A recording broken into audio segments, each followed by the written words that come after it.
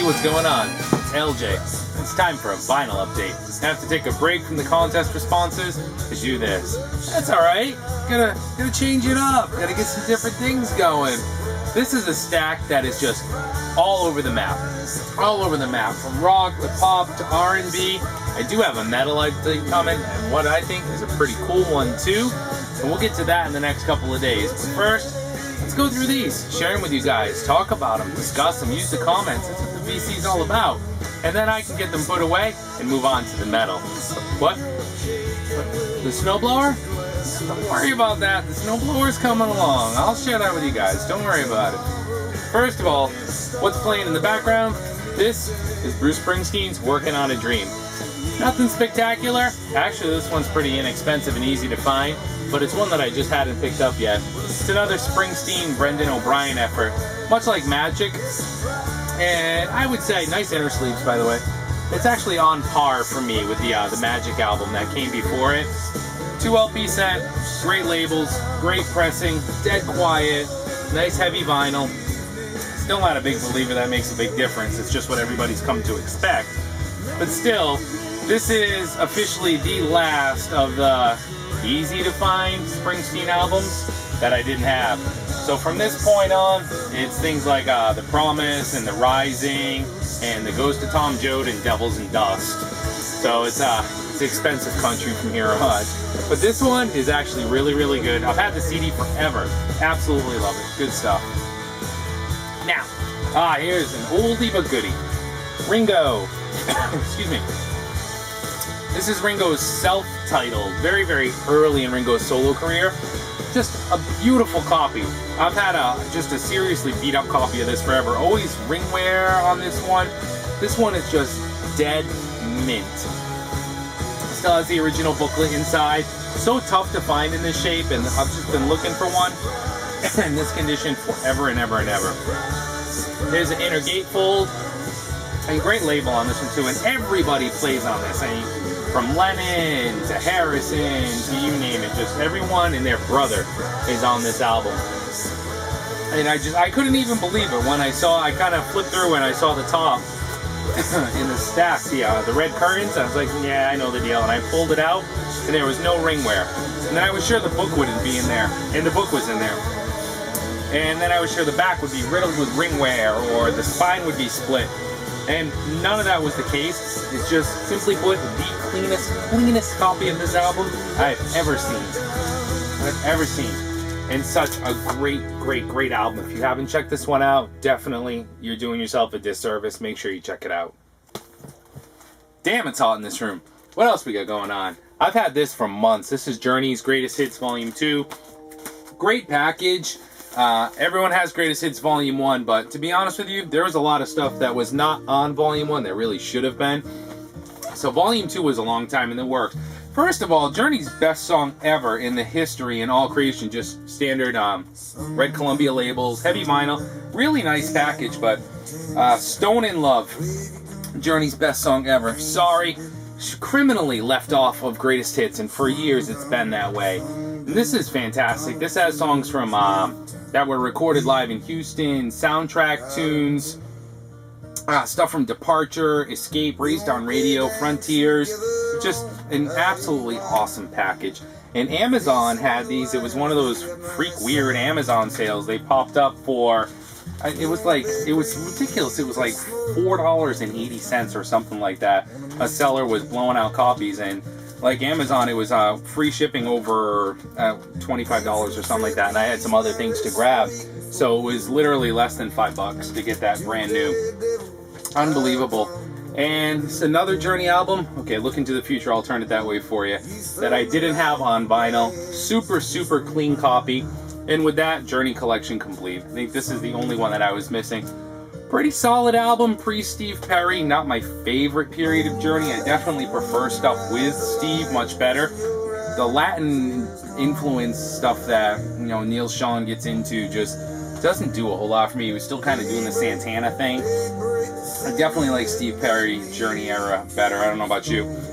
Here was a cool find. This is The Who's Happy Jack. I didn't have this on vinyl, so now it's down to this and My Generation. It's an original press on Decca. US press because it's called Happy Jack.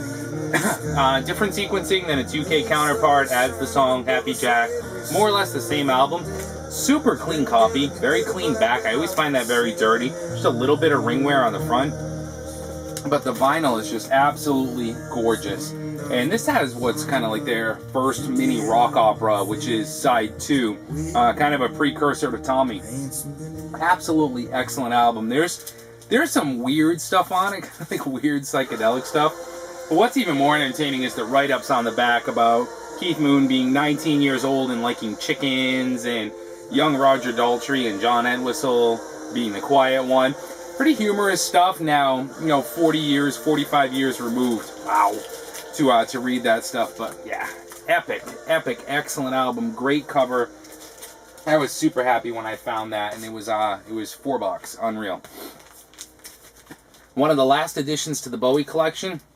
When I started collecting Bowie, I decided no filler copies. It was either going to be near mint or nothing. And so it took time. This after The Man Who Sold the World and before Ziggy Stardust. Fantastic album. Lots of pianos, lots of acoustic work on this one. It's the Orange RCA label.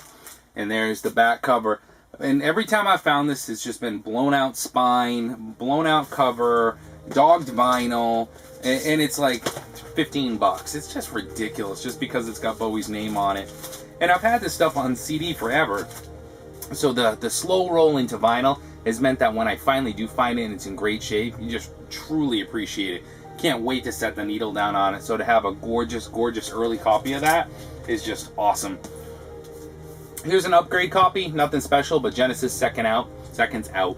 It's my favorite Genesis live album. I just love the material on this. I love the versions here. One whole side, Gil, Supper's Ready. Dedicated to Supper's Ready. Gil is King's drummer, loves this album and loves Supper's Ready. Some really cool inner sleeves on this one. Such a good album, so well recorded. It sounds great. As far as I'm concerned, Seconds Out, I know I was just listening to it. Actually, far better an album than Three Sides Live, just my opinion. But it's kind of like Rush. I mean, you dig All the World's a Stage or Exit Stage Left, depending on which side of the fence you're on. And I'll let you use the comments to decide which one is my favorite. And if you've been paying attention, you already know. Some early country. Here's Hank Williams Jr. before the rowdy transition. This is 11 Roses. I mean, look at Hank Williams Jr. here. This is classic country. Good stuff. This is like the scars on my knuckles match the scuffs on my cowboy boots. Here's the soundtrack to Dune. I grabbed it on the back of the fact that it's cool, it's in great shape, and I never see it. It's still in shrink wrap. I haven't listened to it yet. I don't even know what label it's on. Polydor. I just know it was near mint, it was inexpensive, and it was a soundtrack to one seriously cool movie that I didn't have. Time for some 80s rock. Boston band, Face to Face. Oh, this is great stuff. Laurie Sargent, the vocalist for Face to Face. There she is. It's just rock solid 80s rock. I mean, like if you dig like the Cult before they like teetered on heavy metal when they were still hard rock, Killing Joke, stuff like that, you would definitely dig Face to Face. Awesome album. Great band, just great 80s rock. Along similar lines, here's Pretty Poison. Fantastic. Just absolutely great stuff. I'll show you the label and see if it's just that killer Virgin label. So this is Catch Me I'm Falling, and I'm looking for the year. I know it's around 86 or so. 88, sorry, wow, later than I thought. Still just that great 80s rock sound. I mean, you could like spin a later In Excess album, Face to Face, Pretty Poison, Killing Joke, and just have yourself a killer 80s rock party. Here's Rick Ocasek, The Side of Paradise. Rick, the mind and the brains and the voice behind the Cars. Come on. Excellent album. Spun it through once. It's definitely going to stay in the in rotation bin. I have one other by Rick. I can't remember the name of it, but Rick's solo stuff is killer. Here's Tears for Fears, The Hurting. Can you believe I never had this? I have 4 copies of Songs from the Big Chair. I never see The Hurting. And this turned up for, I think it was $2. It's near mint. I was just super happy to find it. Look at that early picture of those two curtain rolling. That's awesome. And it's such a fantastic album. Some great songs here. Mad World, Pale Shelter. You can't go wrong. This was such an epic album when it came out. 1983. Like I said, all over the place. Here was a Missing Moody Blues album. Do you know, as much as I like their 70s stuff, it's alright, 70s prog, but man, their 80s stuff, except for like In Your Wildest Dreams is on this, which is silly and overplayed, but what a killer AOR, synth-heavy, driven, dark, moody sound that their later stuff has. And that's what this is. It's absolutely excellent. Definitely want to check out if you haven't already. Bruce is over. Alright, we got Bruce back, and there's only a few left in this stack. Here's Charlie Daniels Band, Saddle Tramp. Woo! Sweet Louisiana. What a great song. Charlie is one that, you know, if Charlie will show up for $1 or $2 and I'm missing it, I'll grab it. What a great gatefold that is. And this is one of those, you know, I'm only missing 1 or 2 Charlie Daniels albums, and they're always just, they're a rockin' country rock good time. And this one's no exception. And so help me God, is that not Burt Reynolds on the cover? That's Burt Reynolds or Tom Selleck. My mom was crazy over Tom Selleck. You know, she wouldn't miss an episode of Magnum P.I. I would get put to bed in 1980 so she could watch Magnum P.I. Bad. Here's the Cults, Love. This is the only Cult album I was missing, and just inexplicably, like, that's just criminal that I didn't have Love. And it was just a matter of finding a really nice copy. I have everything else by them except the new one that just came out. But She Sells Sanctuary and Rain. Oh, and talk about 80s rock, and you can tell I just got in that mode with Pretty Poison and Face to Face and The Cult. Such good stuff, and that sent me just on a whole 80s rock tangent where I was pulling Killing Joke, I was pulling New Order, and listening to all that stuff. Man, it was a huge...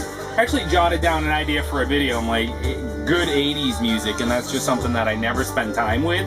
It was really cool. One of those little tangents. You never know when that ADD is gonna set in. Here's 2 more. Alright, speaking of goofy 80s, come on. Like, you wouldn't buy it if it showed up and it was near mint. I had a library, an ex-library copy of this, where it's got the pouch in the front where the librarian says, "What is this music?" and boom, stamps the card and puts it in. Had the sticker. It was just a mess. And this turned up and it was just dead mint. This is a fantastic album. It really is. This one definitely spent some time in my Walkman. I'm not ashamed to say, like anything else in the 80s. Great album.